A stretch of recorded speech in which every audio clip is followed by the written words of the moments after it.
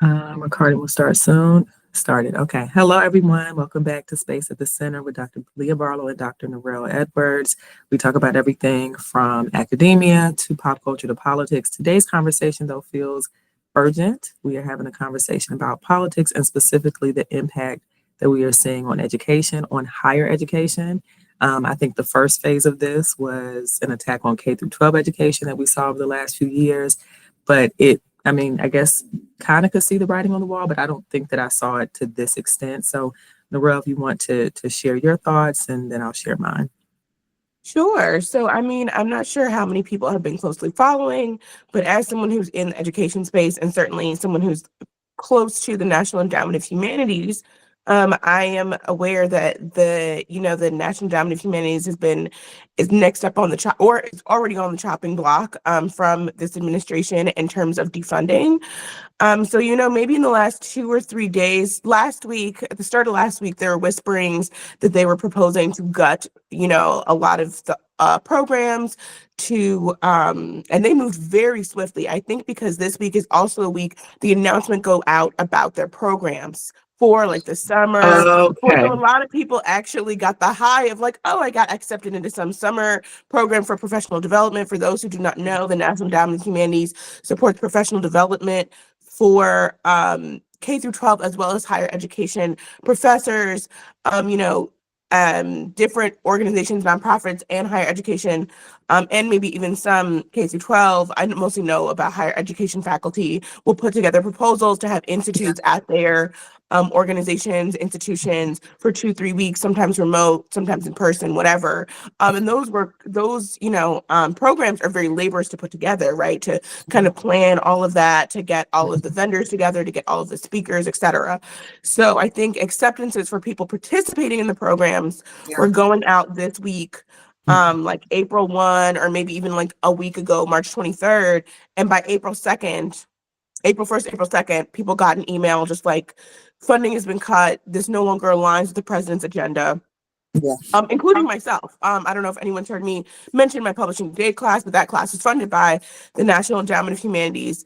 And of course, I was, really distraught by this news for, this hard work to be terminated, especially for what it means to my students. This is funding internships, this is funding guest speakers, this is funding for them to get a foot in the door into the humanities. And it's devastating because it feels like, I'm working so hard to help bring the next generation into these career paths that not only does it feel like they're trying to, decimate those career paths in general, it's also decimating the pathway I'm trying to build for them into them. So the existence of them, as well as even bringing anyone else into them, right? And so I think in the last 2 days, since sort of like Friday the 4th and Thursday, it's become clear the scale of this impact, right? So this means not only just sort of like, okay, my small 60,000 grant or someone else's 100,000 grant, literally they are stop funding, I think, to humanities councils. So the National Endowment of Humanities also funds many state council humanities. So there's a New York State Humanities, there's a Virginia State Humanities that have varying different budgets that receive money from the National Endowment of Humanities to put forth their work that relates to museums, histories, teaching, all of that stuff, all kinds of humanities work, public facing humanities work, right? Supporting scholars in their research. I know sometimes, we think this kind of stuff is only for scholars who are talking about esoteric things that don't matter to other people. That is not true, right? They have specific programs for publishing books and articles that are supposed to reach the public, to have public facing events and those kinds of things. All of that has largely been, it seems, for the time being, canceled. Staff are being laid off. I have a friend who said that she's a friend who works in the Mark Twain archive. So let's not even think about, right, DEI, but literally humanities across the board. Because, if you don't know, Mark Twain's a white guy or was a white guy, right? Mark Twain was a white guy who's written Huckleberry Finn, right? That is the book that all the schools teach. Yeah. And still they have cut funding to the Mark Twain archive, right? A white American, a kind of canonical white American author. Yeah. So again, this is really a wholesale attack on education, and we need to be, concerned is not even the word for the gravitas of this. Yeah. To that point, I think, and we talked about this on the phone last night, the throwing out there of DEI was a signal of distraction, right? This was always about deconstructing the way that we understand higher education today and making colleges and institutions places where you teach someone a trade and that is it. There is no critical thought. There is no need for humanities. And, we got so caught up on the DEI part of it. That's just one little piece of getting rid of the humanities in general, because the point of all of this is about capital. And also very clearly, the point is to create an even wider gap between those who are able to get sort of a higher education and those who aren't. Absolutely. And the type of education you get based on where you go, right? Because this is clearly a top-down attack. Focusing on Harvard, focusing on Columbia, and pulling back funding is a signal to every other university that, hey, this could be you too. So Right. going ahead and do what you need to do what we are asking so that you don't have these same issues. And, Columbia and Harvard and those institutions can't afford, because they have an endowment for things like that to happen. They cannot afford it. It's way too much money, but they have an endowment, right? Other institutions don't have those types of endowments. And so they cannot afford for federal funding to be pulled, because it is what keeps the university afloat. And so in some capacity. So I'm glad that you brought that up in terms of the humanities. I also want to bring up the Smithsonian and the sort of recent directive that very specifically called out the African American History Museum, the Blacksonian, and the work that they are doing. So do you have thoughts around that? I mean, I think, again, this is part of a large scale, right, attack on education, right? Not just defunding the Department of Education, but then defunding literally, I mean, right, we are seeing a defunding of largely any kind of service to the public, essentially, right? Like get rid of federal government entirely, but certainly one of the biggest focuses, right, is education, because what is the need for that when you need to be out working, making other people money? And in particular, I'm thinking about so the defunding of the Smithsonian, as well as certainly people, there was, the NEMOC was sort of like name checked specifically because, again, it is telling a history that our administration is not interested in having people think critically about, talk about, what have you. That is not the side or the perspective they want out there. But also it makes me think about the fact that I was reading, I think that a politician in Florida, had made comments about, oh, why are we having immigrants work in these resorts when we used to have teens do this? And so many states I've read, right, I did see that. have been, right, like pulling back child labor laws, right? So that teens can now work, who knows how many hours, right, at these probably poorly paid jobs that have no upward mobility, no growth, right? And again, it is really a signal that they want working class people's children in these jobs, in these stagnant jobs, staying in them, being a dedicated labor source, right? That is what the signal is. You don't need education. Their children, right? Their children still gonna get education one way or another. You realize before we had education systems, right? The wealthy used to just have tutors, right? That you would you pay for tutors, and that's the way we're headed back, right? Private schools, tutors, and everyone else in the working class. Well, you got a working class. Continue to work. Yeah, I was going to say, I mean, I hope most people know that public education comes as a result of Reconstruction and Black Americans calling for public education. But before that, if you were not a part of the elite and wealthy, you did not get that type of education, and the types of jobs you got were outside of course, those of us who were enslaved, but the types of jobs you got for that working class white person, right? Part of why the elite had to keep the structure of racism was to make them feel like they were at least above someone, right? So at least you're above Black people, the enslaved, at least, even though you're barely getting paid wages to support your family, right?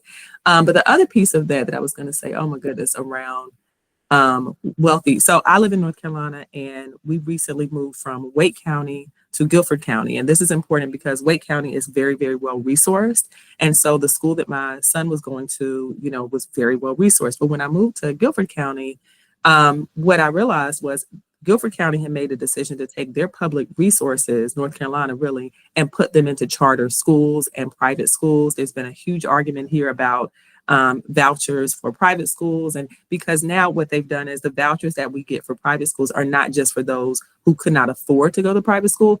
Anybody can apply for and receive a voucher to go to certain private schools, meaning including those who are wealthier and could afford it, right, or have a higher income level. And so what you're seeing is there's less and less investment in these school systems. And like currently we're at a public school that's more rural, and you can tell the difference. I mean, the school has not been updated in I don't know how many years. My son was like, yeah, they don't have a science room. We just do science in the classroom. Well, how much science can you actually do at a desk in a classroom that you could do in a dedicated space with a science teacher? Things like in a that. lab. In a lab, right? Things like that let me know there's, it's always been a kind of, and we are a red state, or maybe moving more towards purple now, but we are basically a red state. There was never an investment in public education because it doesn't serve capital interest for people to be more educated. It just simply does not serve. And so instead, what you get are schools that are sorely underfunded. And then we say, well, I don't know why the reading scores and math scores are so terrible. Well, of course they are, because they're sorely underfunded. Now, my husband and I, what we chose to do is we have tutors. So we put my son in math tutoring, and we do reading tutoring and all the other things. But again, that comes with having the resources to be able to do that. So to your point. Yeah. I mean, I think that is certainly the way that things have always been done for the wealthy. But we are seeing something that is moving us so far back to, like, you have to be, well resourced. The federal government is not going to support any resources for your upward mobility. Basically, fuck your upward mobility is what they're telling you. Like, you better figure it out on your own, make some friends. I don't know, but we'd actually prefer you stay where you're at, right? I mean, even for me, I remember, right, being in high school in a fairly wealthy county right outside New York City, going to a diverse school. I'm from Rochelle. And, and my family has been in that part of New York for like 100 years, since Harlem Renaissance era, right? And I went to the same high school as my mother and my sister and my grandmother. And there was quite a divide, it felt like, in the education system, because it felt like all of the white students got to go to all the honors classes and not so much of anybody else. It felt like it was specifically marketed for them, felt like their parents got to lobby to get them in, and there wasn't too much interest in diversifying. And I remember being in all of these advanced placement classes and being like, oh my God, like, I'm struggling. And then I found out, oh, these kids, their parents get them tutors and can afford tutors. And it just sort of blew my mind that I'm here by myself, staying after class when I can, struggling through. And it was like, oh, they have tutors for the most part to help them. And even when I found it, as some of the high school teachers in the same subject would tutor students from other classes they didn't, I'm like, is that legal? Like, that feels a little weird, because now she knows, that teacher, and who's also in American history, knows exactly what's on her friend's test, I'm sure. So she can really give you exactly what you're supposed to be thinking, because she literally knows what the teacher's thinking. They're friends. They're in the same workplace. So that also shocked me. And I think then that was like 15, pushing 20 years ago. I know those teachers I heard were making $100 an hour tutoring 15 years ago, which is like, so now, So, that is like, again, like, who was affording that, right? A certain wealth bracket. So my brother, who is 5 years younger than me, and we were in a public school, well-resourced as well. But I remember him telling my dad, I think I was already in college at that point, that for him to do well on the SAT, that my dad needed to hire this particular tutor, because he was in AP classes and all of the students there hired this particular person, and you knew that he was guaranteed to get you whatever SAT score. And my dad, I think, glanced at the price and was like, oh, definitely not. Here's a book on how to do the SAT, take the SAT and do the best, right? But even knowing that there's this specific person that you go to, and that's what you're supposed to do, and that's the expectation, and you're having, because I guess it's a tutor, but what we call it now would be like private coaching sessions, right? On how to navigate through this, how to get into the schools. Again, well, I'm from North Carolina, so the school here is UNC Chapel Hill that everybody sort of wants to navigate to, and here's how you do it, right? Because there is a formula to it, and that's the other piece of it. Part of not having access to resources is not having access to the formula for success that people who are well-resourced know, right? You don't have access to that conversation, which leads me back to your point about telling students, this new generation, to actually go to grad school. I so I know you heard of the professor who the Yale professor whose work is in fascism that is leaving the country to work it. Yes. I'm going to leave the link to his video below because I watched it and it was so interesting and Mm. good and made a lot of sense in terms of what's happening politically. But I'm here in Chicago with supporting a student who did a presentation, and we were talking about graduate school, and her dad had mentioned, well, I really wanted to go to law school. And I said, I'll be honest with you. My dad said the same thing. In that moment, to me, it didn't make sense. In this moment right now, I'm not sure that you shouldn't consider it as a viable option as opposed to graduate school, simply because of the way that I see things going over the next few years. That this particular, what is happening is not just going to impact a year or two. We're talking about a few generations being impacted by what is happening in the same way that Reagan and sort of the work that he did, right, impacts multiple generations. And so to go into academia right now, especially when funding for the humanities is being hit, and when I also think universities are using this as a chance to defund some programs they wanted to defund anyway. Right. Because I've heard some conversation about, oh, well, you all unionize and we're paying more grad students, so therefore we can't add more. We can't take any more grad students, or professors wanted more money, so that's why we got to get rid of these courses. Well, no, they wanted to do that anyway. But while that's happening, is this the best time to go into the humanities and get a PhD when you don't know if your stipend, which is already tight, might be there, might not, depending on where things are going. So anyway, my thoughts. What are your thoughts on that? I mean, I think when I'm thinking about too, I work specifically at a college, so I don't have any grad students. And so my publishing class is really for undergrads, and I'm helping them sort of just think about the various options, mostly like maybe publishing if that's of interest, from like Mhm. editorial. And I mean, I think too, the options are that could transform into going into more like communications at a nonprofit. But I mean, I think the biggest concern, right, is with this defunding of everything, right, that there are so many areas hit. I mean, it's hard to say what will happen, right? Because I Yeah, mean, think about it. We're seeing STEM defunded, right? Where you would yeah, almost always tell someone, oh, well, if you've got a thing for science, you can go that safely way. go ahead Mhm. into that. STEM is being defunded. Organizations and nonprofits are being defunded, right? Thinking about USAID, Yeah, about nonprofits that work on, I mean, certainly there are probably lawyers who've lost jobs, yeah, who worked in the legal departments of sort yeah, of nonprofits. yeah, People who work for the government are now jobless yeah, for who mhm, knows how long, yeah, or at least certainly for the time being. I know doctors who have had their jobs threatened because, they work for some medical institution the affiliated with type like, of work they do. Hmm. right. So, I mean, it's sort of like, I feel like it's anyone's, and I feel so terrible, right? Because what do you tell students Yeah, who are, looking to figure out what their career is, and we are in yeah, this point of unbelievable instability? But I mean, hmm, I think, the only advice I really had is to continue to follow whatever your strength is, right? And to network and make connections, as many as you can, and to kind hmm, of like utilize those, because that will continue to be the kind of like the capital you need to kind of help you get further, even when it feels like you're not, especially in hmm, this moment, right? Where like jobs are, posting ghost jobs that don't really exist, where, hmm.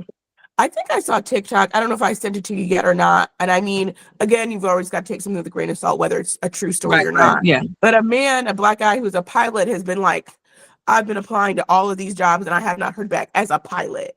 Right. He's Wow. like, he's like, and then he's like, they BBS. And he's like, okay, I talked to somebody and they were like, okay, we got a job. What's good? And he's like, okay. They're like, can you fly to the interview? Because I guess as a pilot, you got to fly to the airport, wherever it is, to have the Hmm. interview. They're like, can you Hmm. fly to Hawaii? He's in California. He's like, yep, done. And they're like, well, actually, it's only a part-time job. He's like, fine, fuck it. What do I got to do? And they're like, okay, okay, maybe we'll see. And the next thing you know, he's like, calls to or emails to be like, so am I buying this plane ticket? Like, we definitely have an interview. And they're like, oh, you didn't buy it yet? Like, forget, like, okay, what's this back and forth? Like, it's given, you're kind of just, stringing me along. So again, thinking about all the careers that there's so much more instability and a reliance on contract labor, just like, unpredictableness. I mean, any job, I think, in any industry, unfortunately, especially in the US, is a crapshoot. So again, go with your strengths, go with whatever is your best network. Mhm. But I think that that's what you've got to do and what feels right to you.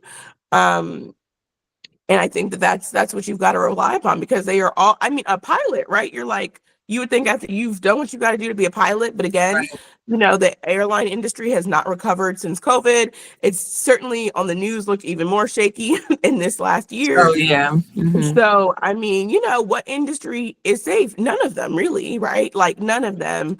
And I think that's also something, maybe this will help us to some extent have more of those conversations about how much the US is, not a safe place for labor, right? And we talked about that in another episode about even the roots of the US just being a place that is not, conducive for unions, for labor, Yeah. strengthening, for all of those things. And maybe this will finally kind of, bring more attention to that, the fact that there is no safe, right? There's nothing that feels safe, right? Unless you just come from wealth already and have Right. many properties and feel like that's, you've got that. Yeah. Yeah, I think so. I think though, as I'm talking to students, especially who are interested in grad school, I'm saying I don't feel like it's a good idea in the humanities. I just don't. And I don't think so because it feels like it was already precarious. To your point about Yeah. nothing feeling safe, but it feels even more precarious in this moment. And I'm looking and I'm saying, okay, you're a junior, you got to make it's an investment. And you got to make Right. a decision. Where do you want your investment to be? To your point about multiple options, here are a few different ways you can maneuver. I know when I was figuring things out my senior year, my backup plan was Teach for America. I think I had another backup plan to nonprofit work. Like, you got to have your backup in the case that this thing doesn't work out, or you get into it and realize it's not for you. Okay, what is your pipeline? To your point about networking, I always say, I think I've said it on here before, what I probably should have done was use the master's at Georgetown to pipeline myself into the private high school sort of space, and just started making my money and building up my retirement based on that.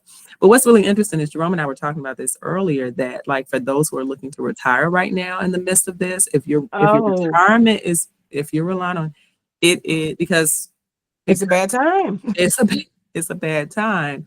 Um, because of everything that's happening sort of politically, and saving all your coins as much as you can, the extent that you can too.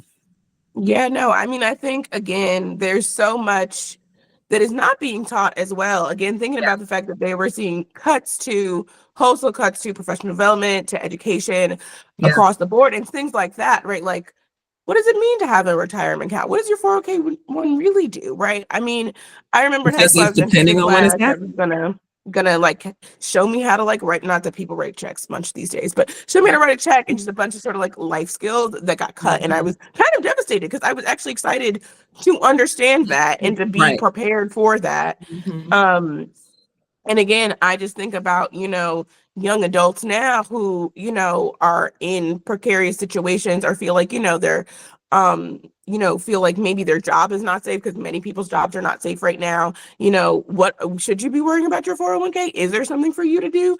Are Yeah. you supposed to diversify your, Your portfolio. your portfolio? Yeah. In fact, I have a meeting coming up with TIAA myself, for those who Yeah. know. That's like sort of like the teachers retirement, especially most universities, I think colleges have Yeah. TIA as an option. And I made that appointment maybe a couple of weeks ago, because my mom was like, you better check on that, because the market's Yeah. getting kind of crazy. And I was Mhm. like, oh God, okay, I don't know what that means, but I'll try. They gave me an appointment for April 22nd, back like in March 22nd. So, because I guess everyone with tax I was gonna say season. everybody's trying to figure out what's going on. Right. And so again, just like, and perhaps this is a place for someone who's some sort of stock expert on YouTube or somewhere else Yeah. on social media to come give us the gems. But still, I mean, the fact that you are just seeing more and more too, that you need to figure out your own sources of education, and that you've got to sift through multiple sort of like low quality resources, right? Like, because we have a plethora of resources on the internet, but you have limited time probably because you're working, or you've got who knows how many other kinds of things to do, Yeah. and you maybe don't have the capacity to figure out, well, is this the right source? How do I compare this Mhm. against that source? And that's what they are leaving us to, right? Is, okay, yes, we do have the internet, and for the amount that, we have it, because any of the owners of any of these apps could change Yeah. their mind about various Mhm. things. But Mhm. still, even though it's there, that does not mean you have the ability to, really sort through and understand the quality of these different resources. I've been thinking about lately with my students. I usually do an annotated bibliography. For those who don't know, basically, right, that's your sources. You Mhm. explain what they're about. You explain how you're going to use them in a paper. I noticed last semester that I was getting a lot of students giving me kind of like they were in the library database or databases, but they were like other undergraduate theses. They were newspaper articles that were Oh, archived. And I was like, or they were like weird something. I was like, oh, all of these things are getting put in the database. And they're like, well, it's on the database. It's an academic source. I'm like, not quite, right? Like, no. Yeah. I need you to cite someone who also has a doctorate. They need to Yeah. be, I need you cannot cite someone, not to say that they might not have good ideas, but they kind of haven't been vetted. I can't have you citing someone who is also at your level, who's an undergrad. Like, that's, Right. Right. you can read that if you want, but the Mhm. point is to have you write, like, cite what it should be about peer reviewed sources. And so I'm just like, wow, everywhere, thinking about from our news media to even in academia, like, we have such a proliferation of sources that's overwhelming people. And it's hard to be able to discern across those. And we're getting less and less resources to help us with that too. Yeah, and that feels intentional because the less that people can discern what's real, what's true, what's not, Right. back to that word around misinformation, the more that you can tell people anything and they'll say, okay, well, it was given to me by fill in the blank person, and so therefore it must be true. Because, one of the things, and I know it can be kind of annoying the way that I do things, but a lot of times I'm sort of, and I think we're just trained to be walking bibliographies in a lot of ways. So when you're talking about something, okay, but it's reference to that book, and oh, I would talk about that book, and oh, that book. But it's because you need to know where I'm coming from when I make this particular statement, right? That I'm not Right. saying this thing because I just came up with it to say it was a theory on the internet. And so therefore I'm sort of regurgitating it. But this was researched here by this historian, by this political scientist, so forth and so on. And I don't think, to your point, because we don't have time, because we don't know how to sort of sift through, that you just don't believe that you can believe anything that's just being put out there. Right. And I think that's part of what trying to figure this whole thing out has been too, even around open source education. I talk a little bit about in another video that I posted about there being so many platforms, and they've been doing it for years, where there's this push towards open source education, but you getting highly qualified people who are in their field to say, hey, on a Saturday, I'm going to teach about this topic, or on a random Tuesday in the evening we're going to open up this conversation. And I think it's so important to have even more of that. Now the problem with that is you're asking for people who are already overworked and already out labored to do more labor, right? And we're trying to, unless you're just committed to the cause, is that feasible for them also? So I've been thinking a lot about that, like I said, around open source teaching and what that actually means, but how much more critically important that's going to be over the next few years. Right. No, Yeah. it's going to be critical.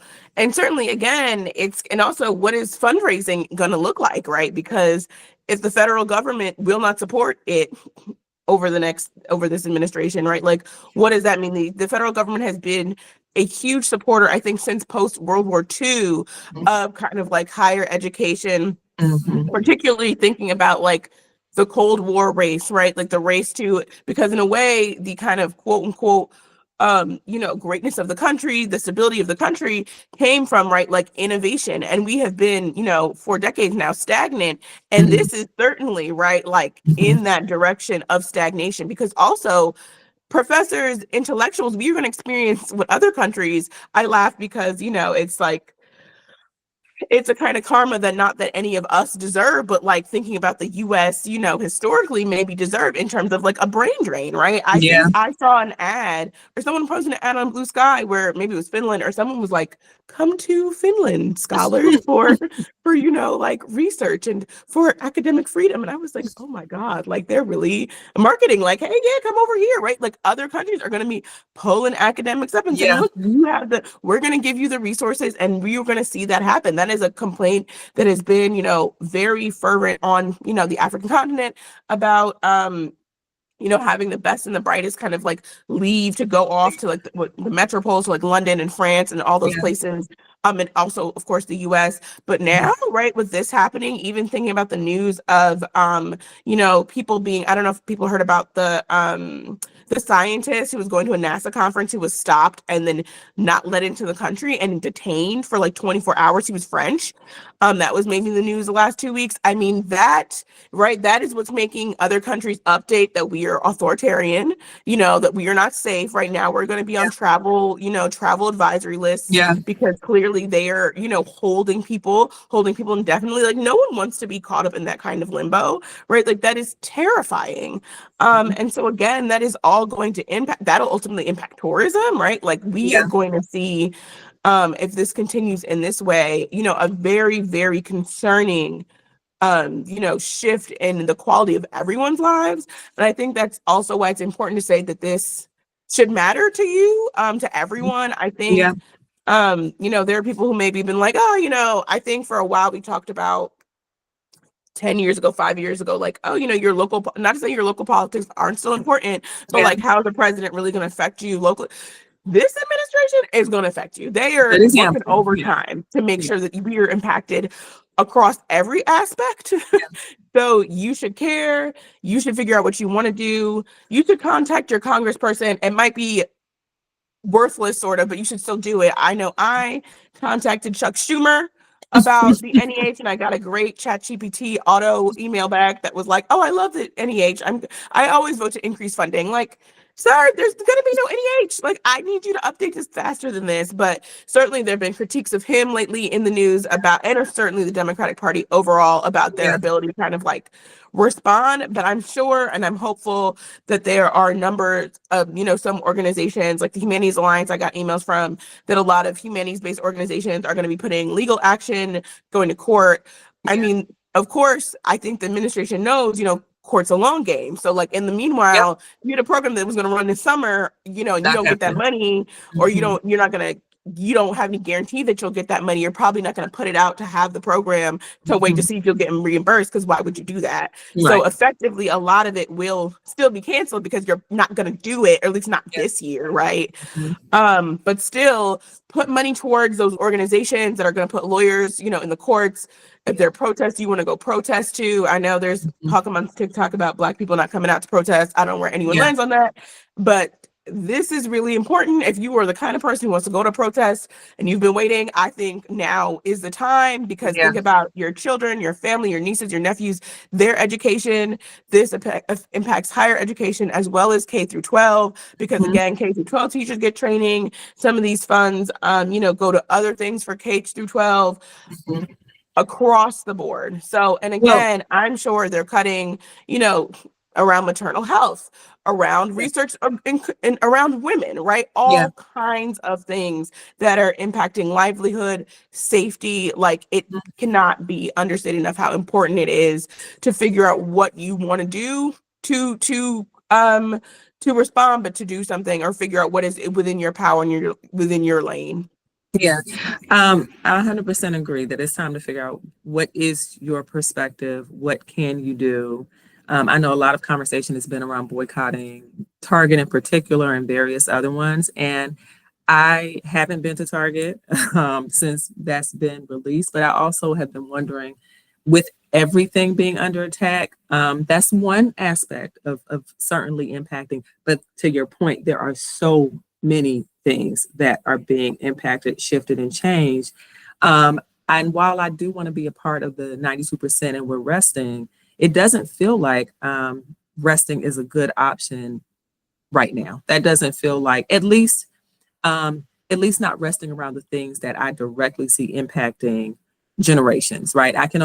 I know education, so I can focus on education where other people know other areas. But no, this isn't business as usual. And oh, it's just another administration and things change. Because I've heard people saying that too.